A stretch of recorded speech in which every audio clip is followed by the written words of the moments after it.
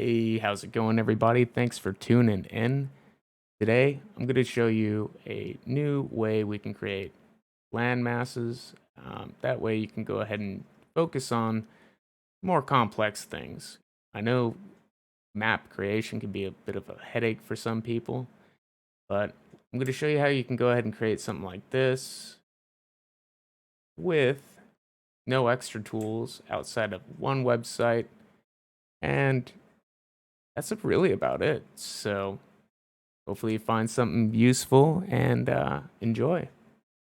This tutorial today isn't going to be covering the basics of actually installing and setting up the project, but just want to let you know I am running 5.3, so the newest out there. And at this stage, I do only have one asset pack that I have added, and that is this dynamic volumetric sky. Um, But yes, so just to kind of fill you in on what we've got here. Now, since this map is too big for what I'm going for, I think I'll create just a new map with you step by step, just to show you it's extremely doable, and we'll go ahead and see what we can create. Okay, so what we will be using here is just a landscape technical guide. You can find a lot of the Unreal documentation through the Epic store. It can be a little bit of a pain to find some of the time, but I'll leave the links for these relevant ones for today's information. Now, what's important here is it gives you a good understanding of like what the grids are and things. Like, to be honest, I haven't read through it completely myself. What I use mainly is just this table because it gives you the actual breakdown of what is going to be relevant to the proportions for your landmass or island, whatever you want to call it. Now here's the cool little tool um, that we're going to be using to help us make these land masses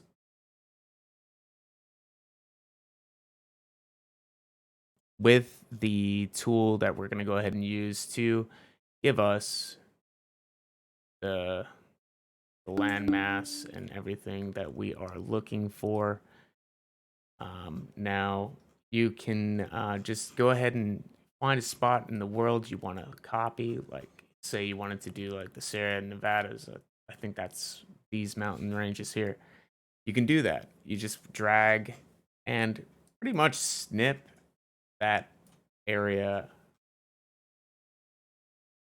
off, and it will build it. So, like, I honestly didn't know I could go like this, though. That's pretty cool. um, but yeah, you just find a spot that you want to go ahead and copy out. And once you're done with that, let's just go ahead and do that here. I thought this looked pretty cool. And you just want to go ahead and make sure your parameters are set. Now, if yours looks any different, just go ahead and hit the menu button here and change it to satellite. That's what's going to be important. Hit the calculator button on both of these, and it's going to automatically scale everything for us. And then we really just go ahead and hit download PNG map. And that's literally all we need to do. So we've got this. We can call this one to cut map for tutorial. And let's go ahead and create that new map. So I'm going to go in and create a new level.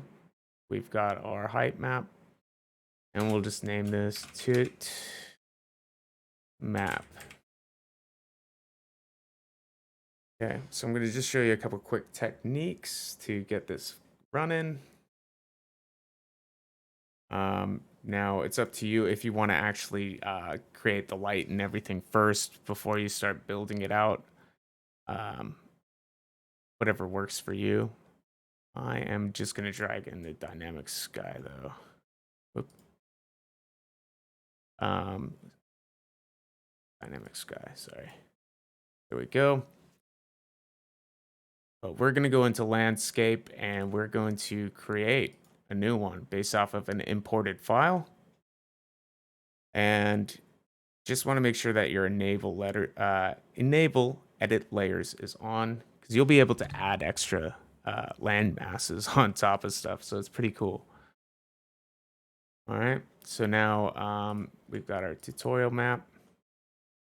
Right out the gate, I can see, holy smokes, this is freaking nuts, dude. um, so I can see here that the height map resolution was 1081, which is just over.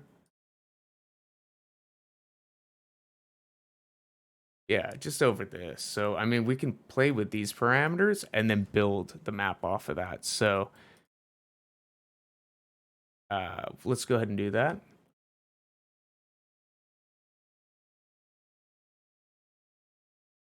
So what we're going to do now is we're going to actually get the map into Unreal. And you can see I've already kind of started the process, but let me just show you how you go ahead and do it. When you're inside the project and you got your saved height map from the website, just go ahead and drop down, select landscape, or shift 2 if you like hotkeys. All right, so I've got the height map in, and the final measurements for this was 1081 by 1081. So unfortunately, it doesn't exactly cut off where we need it to be exact, but we can still use it in this process. So let's go ahead and just round it down and follow this chart. So we've got 63 quads. Yep. And keep it at 1. And what was that? 16 by 16.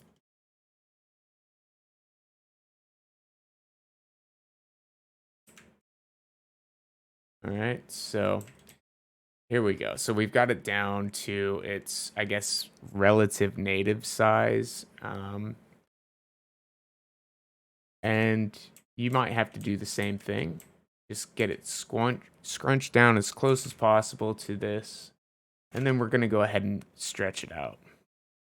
So let's go ahead and stretch that. Stretch that. Stretch that out.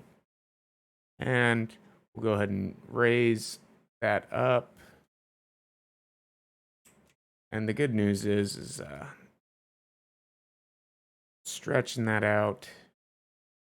And once you feel like you might have a good, like, leveled out system for your game, you can go ahead and hit import. But again, just a reminder, keep your edit levels layers on. And let's import. So we can already see, let me just go ahead and grab this real quick. And, oh yeah. Let me just, sorry, get this volumetric fog out of the way, or at least move it. See, now we've created something that we can actually use. And it's literally that easy. And the cool thing is you can actually stack other land masses on top of it, so you can create a massive like volcano that just looks sick. But the possibilities are infinite, so it's literally just that easy. And next, you will slap down something like a material instance onto this, which I am going to create next because I want to see what we can get these maps looking like. And yeah, we'll just see what kind of project we can crank out with everything we cover. So, with that said, thanks for tuning in, and hopefully you found something of use.